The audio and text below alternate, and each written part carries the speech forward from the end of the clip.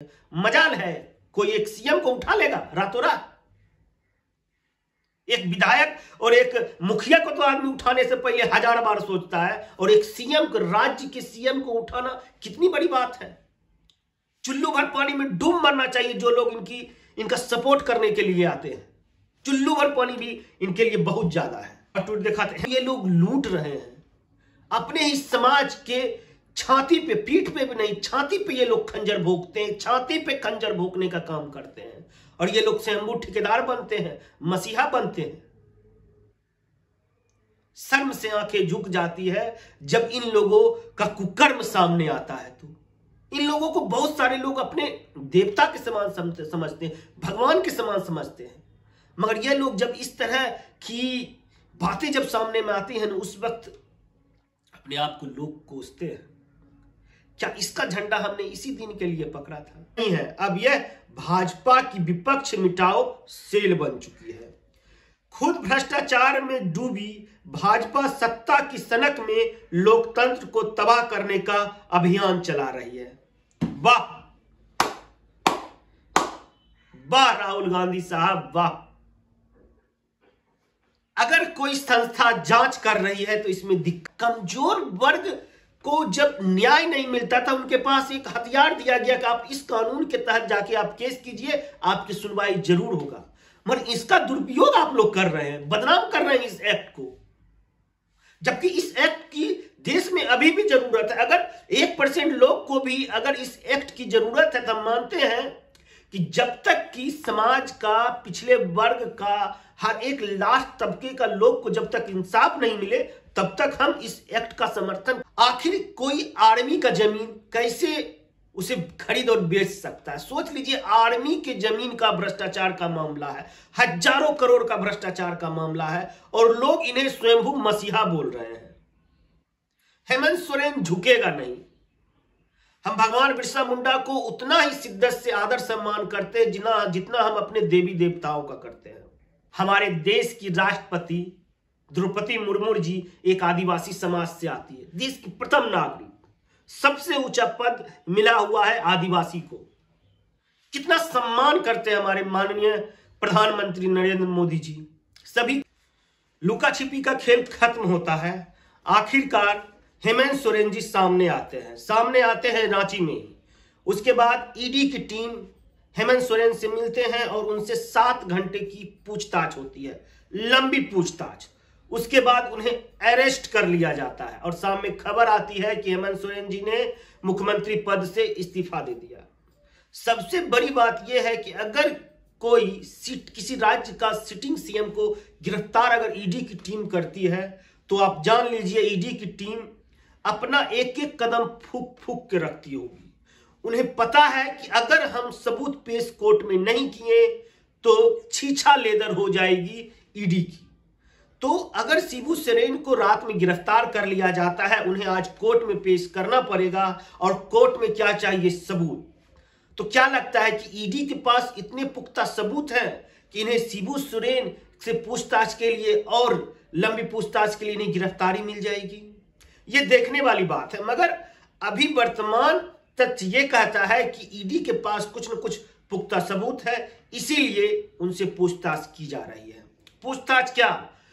एक सीएम आखिर कैसे जमीन खरीद फरोख्त करता है, खरीदता है और बेचता है? आखिर कोई आर्मी का जमीन कैसे उसे खरीद और बेच सकता है? सोच लीजिए, आर्मी के जमीन का भ्रष्टाचार का मामला है, हजारों करोड़ का भ्रष्टाचार का मामला है, और लोग इन्हें स्वयंभू मसीहा बोल रहे हैं। हेमंत सोरेन झुकेगा नहीं। हम भगवान बिरसा मुंडा को उतना ही शिद्दत से आदर सम्मान करते हैं जितना हम अपने देवी देवताओं का करते हैं। आज भगवान बिरसा मुंडा भी सोचता होगा कि जो लोग आदिवासी का नाम लेकर लीडर बन जाते हैं, नेता बन जाते हैं, वही लोग हमारे समाज के लोगों का शोषण करते हैं। सोच लीजिए, हम आपको ट्वीट दिखाते हैं। पहला ट्वीट हम दिखाते हैं राहुल गांधी का। आपको याद होगा राहुल गांधी ने किस तरह से ऑर्डिनेंस फाड़ा था, इस तरह से आया था। बताइए, उस वक्त के मनमोहन सिंह पीएम थे और उन्होंने ऑर्डिनेंस फाड़ दिया था। इतना पावर लगा था कि कोई एक ऐसा युवा चेहरा देश को मिलने वाला है जो कि भ्रष्टाचार को बर्दाश्त नहीं कर सकता है। यह वही राहुल गांधी है जो एक समय था कि लालू यादव जी को ये अवॉइड करते थे। ये ऐसे युवा नेता थे। एक समय में अरविंद केजरीवाल भी लालू यादव जी को अवॉइड करते थे, मगर आज सभी एक लाइन से जुड़े हुए हैं इंडी गठबंधन में। हम आपको एक ट्वीट दिखाते हैं, आप स्क्रीन पर ट्वीट देखिए राहुल गांधी का।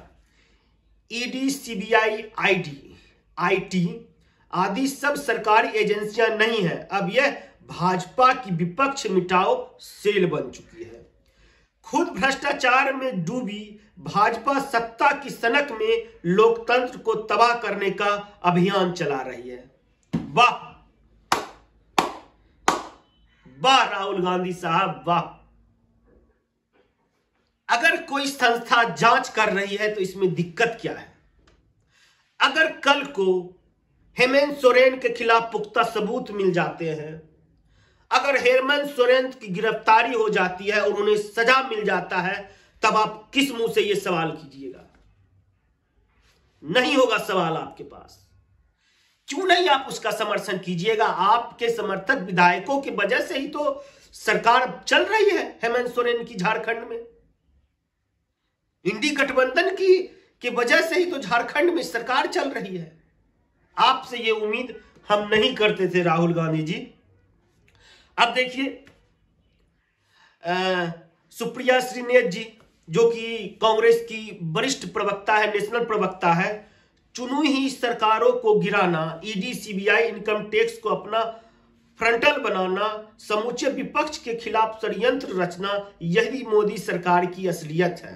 आज झारखंड के मुख्यमंत्री हेमंत सोरेन हैं, कल कोई और होगा, लेकिन इस देश का विपक्ष डरपोक तानाशाह से नहीं डरता, बस ये याद रख लीजिए।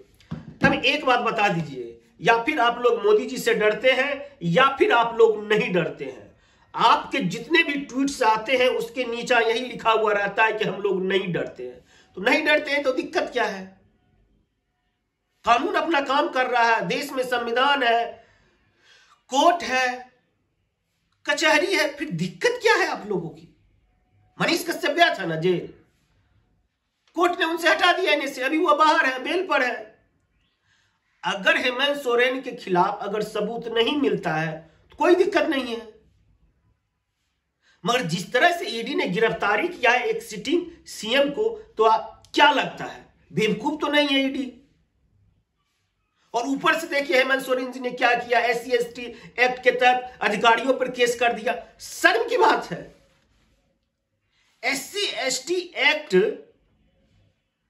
किस लिए बना था? कमजोर वर्ग को जब न्याय नहीं मिलता था, उनके पास एक हथियार दिया गया कि आप इस कानून के तहत जाके आप केस कीजिए, आपकी सुनवाई जरूर होगा। मगर इसका दुरुपयोग आप लोग कर रहे हैं, बदनाम कर रहे हैं इस एक्ट को, जबकि इस एक्ट की देश में अभी भी जरूरत है। अगर 1% लोग को भी अगर इस एक्ट की जरूरत है तो हम मानते हैं कि जब तक कि समाज का, पिछले वर्ग का, हर एक लास्ट तबके का लोग को जब तक इंसाफ नहीं मिले, तब तक हम इस एक्ट का समर्थन करेंगे और करते रहेंगे। मगर इन जैसे लोग इन एक्टों का, जो कि दबे कुचले लोगों का एक सहारा है, उनको भी आप लोग बदनाम करते हैं। उसके बाद एक और ट्वीट देखिए, पप्पू यादव जी, स्वयंभू मसीहा, हेमंत सोरेन जी ने बड़ी लकीर खींच दी। जब बड़े सूरमा धराशायी हो रहे थे, अपना स्वाभिमान बेच बीजेपी की गुलामी खरीद रहे थे, तब हेमंत सोरेन जी ने दिखाया कि वह बिरसा की संतान है, सिद्धू कानू की बगावती विरासत का पैदावार है। आदिवासी स्वाभिमान झुकता नहीं, लड़ता है, जुल्म की चुनौती देता है। इस दौर में हेमंत सोरेन में इनकलाब की मसाल की लौ जला कमाल किया, निश्चय ही बदलाव आएगा। जय जोहार, जय हेमंत सोरेन। देख लीजिए, इन सभी नेताओं का आप ट्वीट को दिमाग में रखिएगा। भविष्य के लिए आपको रखना पड़ेगा कि यह जो छली कपटी दोहरा चरित्र वाला इंसान है, एक तरफ अपने आप को स्वयंभू बिहार का मसीहा बनता है, दूसरे तरफ भ्रष्ट लोगों के लिए यह ट्वीट करता है।